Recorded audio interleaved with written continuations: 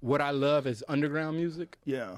And what is commercially and considered to be pop music is such a drastic. It's such a fucking, you know what I'm saying? So I don't know if I can ever make it. It's like, with Patrice O'Neal, would he ever been a fucking, like, you know what I'm saying, commercial, like, stand-up comedy? You get what I'm saying? Yeah, no, I think he would have been. At this point in age? Yeah, we would have forced it through. Yeah, and he would have made it. That's the one person that I look up to. He was amazing. So I look up him so much. And everybody would have forced it through. Like, even if he couldn't get on a television show, even if nothing ever happened for him like that, we would have all had him on podcasts. Because even with my rap career and just how I look at, like, making music, I look at him as, like, a super inspiration. Like, it was my last album, which was called You Know What I'm Saying, which was actually from Tom and Christina, because they had this bit. But they had this bit where they had, and you know, niggas be like, you know what I'm saying? You know, even me, I say you know what I'm saying, like, a lot, like a motherfucker. But before that, the name of the album was the Patrice O'Neal Theory. Oh. Because Patrice O'Neal, he had this theory where he talk about, like, men has periods. But we don't necessarily have periods. We just want to fuck another bitch. So every time you mad at your girl, like, she like all on you, and she like, you like, my woman is beautiful. Like, you know what I'm saying? Like, but you like, bitch, you still, because you just want another taste of something. You get what I'm saying?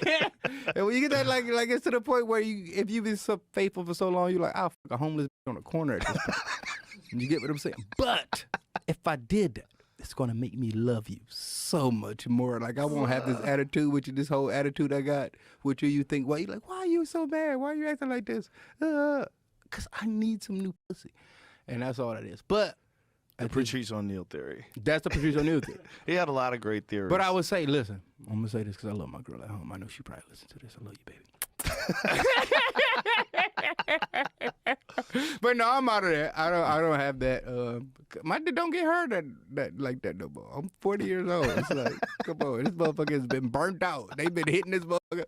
Bitch been speed bagging this dick. This dick been getting speed bagged for the last 10 years. So, yeah. When did you decide to do this podcast that you're doing with your mom's house? Because it's hilarious. No, the thing was that you know Uncle Joey. Like, it started with he started, like, you and him doing a podcast. You want me to bring it? Because it goes back into me just being a rapper and just me being on some rap shit, and I was on tour. I was on tour for a long part of time, and being on tour, you get bored, and I'm a gamer, so I buy a lot of video games, and guess what? I bought UFC. Before the good UFCs. This is a whatever UFC video game. So I'm playing that, and you were the fucking announcer on that. So I'm playing that, and you know, and you're the announcer now. I'm on tour, and then I guess, I don't know, some type of way I was watching UFC of some shit, and then I seen you on there, and it was like, oh, this the nigga from the video game. Is this not hilarious to you? Like, this is how I got up on this whole shit. So I'm like, this the nigga from the video game, Joe Rogan. So then I started listening to Joe Rogan shit, and then from seeing Joe Rogan shit, I seen Uncle Joey on there. Then I see Uncle Joey on there, and I seen that, and I just started going through the fucking the rabbit hole of y'all shit. Like, even the shit of fucking Red Band dumbass always talking about fucking Olive Garden and shit like that. Like the fucking, like, Olive Garden and butthole. Yeah, like the Justin TV day. Like, I've been like, I will credit you to my music career in some sense. I will say that, because it got to the point where all I ever did in my life was listen to music. Like, I was one of those people where I would like be like, man, people don't really listen to music. They just listen to music in their cars or when they got a function or something. Like, I'm the type of person that listen to music 24/7 a day, whatever new, whatever. But then I started getting into podcasts and listening to your shit and doing that and all that. So just being into podcasting and listening to y'all shit, you know, Uncle Joey and all that shit. And then I got into why I made shit, listening to they shit. And then you know, just Tom hit me up, like, come through. But when Tom hit me up, he didn't know how much of a fanboy I was of the shit. So when I came through, I was hitting them with all the shit, you know, all the fucking why me shit, like, you know, straight real mommy shit. You get what I'm saying? Like, jeans. Yeah, so the jeans, so that's what happened. The jeans, the fan base of the whole shit with me. They knew I was like real in this shit. So they embrace me with that shit. So Tom will always hit me up and talk about it. He'd be like, man, because me and Tom would like FaceTime and like talk to each other. Like, some real friend shit. He ain't had nothing to do with no business or nothing.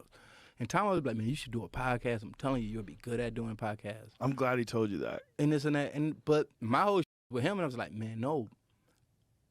Being good at podcasts is good, but the actual production of it, which make podcasts good. Because I can set up a camera and a fucking microphone in my bedroom and start talking in front of the camera, but is that going to be good? Yeah. Danny, it would be good. But I was like, no. Listen, all of it's good.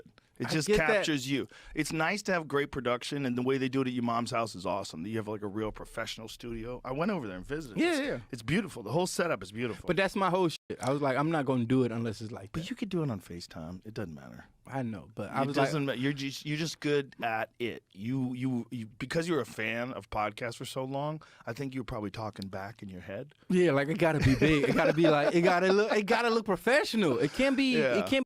But see, this is the double-edged sword with that with me, because what I loved about podcasting was like I was almost like a fly on the wall against seeing like friends just hanging out, drinking and talking.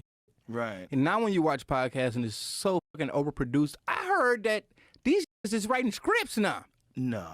I swear I heard some shit like that where they said these niggas got scripts and they looking at them on a teleprompter. You know, and they sitting there doing podcasts.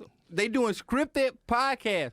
Podcasts is supposed to be like you just a fly on the wall sitting there in the room with a couple friends and you hearing them talking shit and you like, that's why we love fucking Rogan so much. You get what I'm saying? Like, yeah.